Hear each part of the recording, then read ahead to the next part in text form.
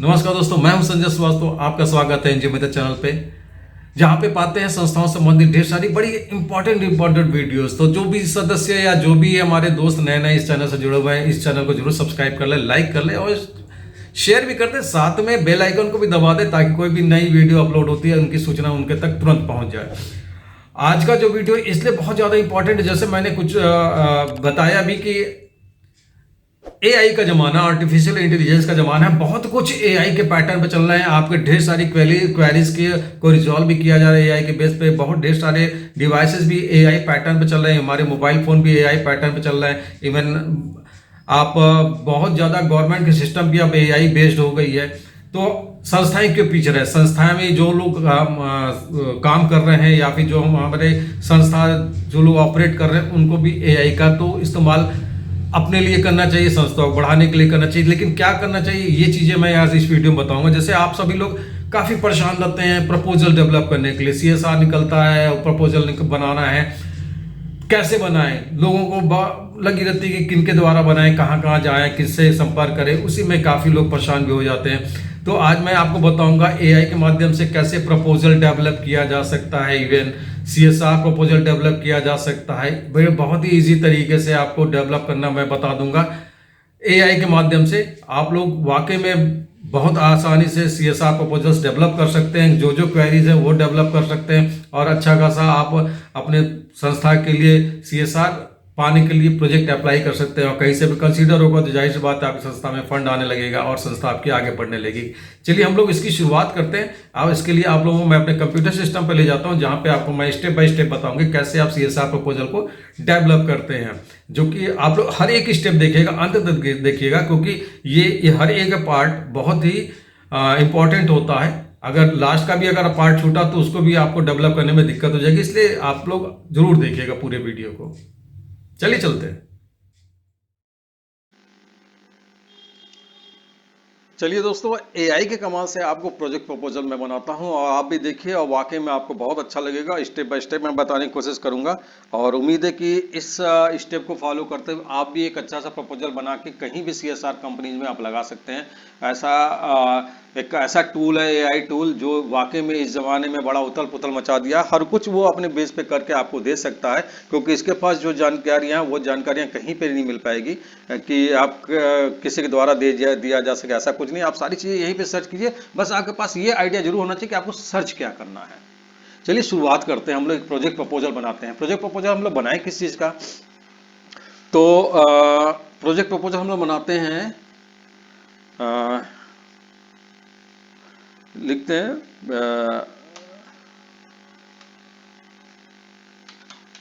Develop project proposal for skill training program for girls. Last में हम लोग for NGO जोड़ देते हैं। चलिए हम लोग इंटर कर लिए। अब देखिए आया आपके पास क्या क्या ये दे रहा है आपको। देखिए जिस चीज के लिए आप लोग परेशान रहते थे वो सामने आपके सामने सारी चीजें दिख रही हैं कि क्या चीजें ये दे रहा है। बहुत आसानी से इसने आपके लिए एक प्रोजेक्ट प्रपोजल दे दिया। अब देखिए एग्जीक्यूटिव समरी। अब देखिए यहाँ पे एकदम ये साफ लिखा है आपने एनजीओ का नाम, is committed to promoting gender equality and empowering girls through education and skill development. मतलब आपका प्रोजेक्ट का क्यों है, किस लिए करना चाहते हैं, ये पूरा इसने दे दिया। अब इसके बेस पे इसको और आप एक्सपेंड कर सकते हैं और आप बढ़ा सकते हैं, लेकिन बेसिक चीजें इसने दे दी, क्योंकि बेसिक्स ही दिमाग में नहीं आते हैं जिस बेस पे आप आगे बढ़ जाएं। तो यहाँ पे इसने बेसिक्स दे दिया। देखिए project title, skill training program for sustainable future. क्या बढ़िया टॉपिक इसने दिया है, बहुत अच्छा टॉपिक दिया है। तो अब यहाँ देखिए ऑब्जेक्टिव्स। ऑब्जेक्टिव्स इसने दिया है कि to provide comprehensive skill training to number of girls, यहाँ पे देना पड़ेगा आपको। एज रिस्ट्रिक्शंस जो हैं ये एज रेंज देनी पड़ेगी, टारगेट एरिया देना पड़ेगा और आपका प्रोजेक्ट प्रपोजल तैयार हो जाएगा। मतलब सॉरी, ये आपके पास टारगेट एरिया आ गया यहाँ पे। To enhance their employability, income generating capacity, ये आपके प्रोजेक्ट ऑब्जेक्टिव्स चल रहे हैं। टारगेट ग्रुप में आपके सामने दिखा हुआ है कि क्या एज है, किस कम्युनिटी के हैं, facing socio challenges, limited access to education and skill development opportunities. ये प्रोजेक्ट की एक्टिविटीज़ क्या है, स्किल ट्रेनिंग वर्कशॉप, थोड़ी बहुत आपने इस तरीके से आप चेंज कर सकते हैं कि क्या से, जिसने आपको बता दिए रास्ते, बाकी थोड़ा बहुत तो अपने तरीके से चल ही सकते हैं। Vocational skills such as list of skill relevant to the community, जो भी आपको स्किल ट्रेनिंग प्रोग्राम दें, जैसे सिलाई कढ़ाई हुआ, हार्डवेयर से रिलेटेड हुआ, क्राफ्ट से रिलेटेड हुआ, वुडन वर्क से रिलेटेड हुआ, क्ले वर्क से रिलेटेड हुआ, कुछ भी आप इसमें दे सकते हैं। मार्केटिंग स्किल हो या कोई भी चीज़ें आप यहाँ पे दे सकते हैं। Soft skill including communication, team work, leadership, career counselling sessions, ये आपको देना है। तो क्योंकि उनका करियर भी बनाना है, तो ये चीज़ देना है। एंटरप्रेन्योरशिप डेवलपमेंट, अगर अपना काम करना चाहता है तो यहाँ से आप एक सिस्टम बेसिक यहाँ पे दे दिया, थोड़ी बहुत चीज़ें आप इसको डेवलप कर सकते हैं, आगे बढ़ा सकते हैं, क्योंकि थोड़ा तो आपको इसको डिटेलिंग करनी पड़ेगी। कम्युनिटी इंगेजमेंट इवेंट्स, ये आपको देना पड़ेगा। एक्सपेक्टेड, ये सारी चीज़ें जैसे awareness campaign on the importance of the educating, ये आप अपना दिखा सकते हैं कि किन कम्युनिटी को आप इंगेज करें इस मैटर में। एक्सपेक्टेड आउटकम्स, क्या आपका मतलब रिजल्ट क्या आएगा। बजट, देखिए बजट इसने नहीं दिया है, लेकिन बजट से रिलेटेड इसने ये दिखाया है, provide details budget breakdown for the budget including expenses और ट्रेनिंग। यहाँ पे इसने बता दिया कि आपको क्या क्या देना है, तो ये भी हेड भी देना बहुत बड़ी बात है, जिसको आप डेवलप कर सकते हैं। मॉनिटरिंग एवेल्युएशन, ये पार्ट एक ऐसा होता है जिसकी डिटेलिंग आप वाकई में किसी प्रोजेक्ट में, सबसे इंपॉर्टेंट पॉइंट यही होता है। तो वैसे तो और भी चीज़ें होती हैं, लॉजिकल फ्रेमवर्क वगैरह सारी चीज़ें हो जाती हैं, लेकिन ये पार्ट है तो इसको इसने बड़े कम में डाला हुआ है। आप अपने तरीके से मॉनिटरिंग एंड इवेल्युएशन थोड़ा बहुत डेवलप कर सकते हैं। अदरवाइज इन्होंने भी देखा जाए तो रेगुलर असेसमेंट्स दिया है, फीडबैक सेशंस दिया है, post training follow ups to track the impact on participants. क्या मतलब, ये बेनिफिशियरीज के बारे में बता रहा है, तो ये चीज़ें आप दे सकते हैं कि कैसे इसको कर रहे हैं, थोड़ा सा और डिटेलिंग कर सकते हैं यहाँ पे। और सस्टेनेबल प्लान, तो यहाँ पे आपको देना पड़ेगा कि प्रोजेक्ट अगर मान लिया इसका फर्स्ट बजट खत्म हो जाता फिर आप कैसे करेंगे, तो ये चीज़ें हैं। इसके बाद भी ये बेस इसने दे दिया, इसके बाद थोड़ा बहुत इसको भी आप अपनी तरीके से डेवलप कर सकते हैं।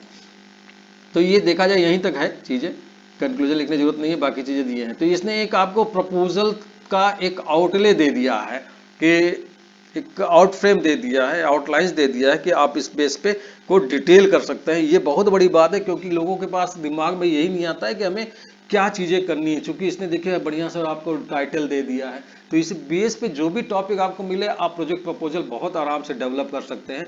मान ली हम लोग एक और प्रोजेक्ट प्रपोजल, हम लोग हेल्थ से रिलेटेड कोई भी चीज़, जैसे हमने कर दिया कि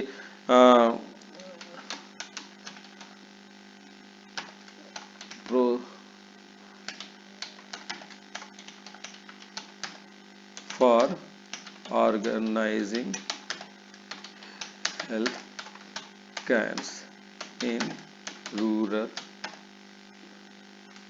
areas for NGO।